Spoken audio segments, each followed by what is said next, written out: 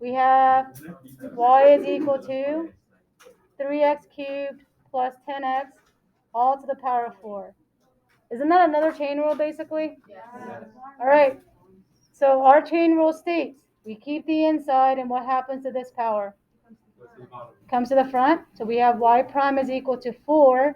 And what do I do with the inside? We keep it until the very end. And one less of that power is how many? 3. And then, after that, let's go ahead and derive the inside. What is the derivative of 3x cubed? 9x squared. How about 10x? Just 10, and done. Number 8. Let's see what that says. So number 8, I have y is equal to 2x to the power of 6. Where'd it go? Plus.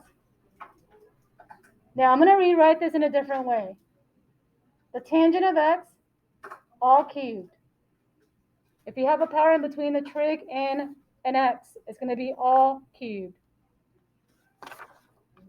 So with that said, what is the derivative of my first term here? 12x to the power of 5.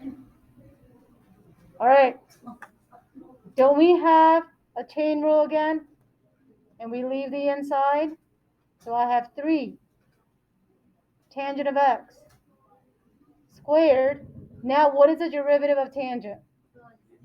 Secant squared.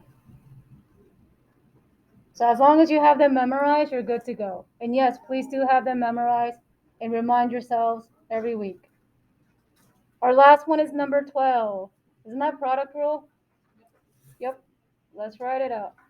So my last one, we have our y is equal to x to the power of 2. Then we have x to the third plus 5. Is that 7 on the power? Yes. Okay. Okay, let's do a recall of the product or quotient rule.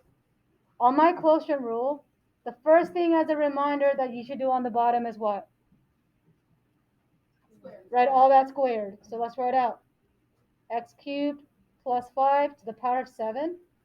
And go ahead and square it. If you're telling me, well, can I go ahead and put power of 14 just to kind of put it together? Go for it. But if you make a mistake in that process, I can't give you any credit, right? All right. So then let's do a recall of our quotient rule. Do we derive the top one or the bottom one first? We derive the top, 2x. And we keep the bottom. Now remember, the bottom is all of this bottom. That is the original. Just keep it as it is. Don't change anything just because you see a power of 7 of the chain rule. What sign separates it unlike the product rule? Minus. And then I keep the first one. And when I do derive the second one on the bottom, do we have chain rule again? Yes. So 7 x cubed plus 5 to the power of 6. And then we go ahead and derive the inside. What is the derivative of that inside? 3x squared. And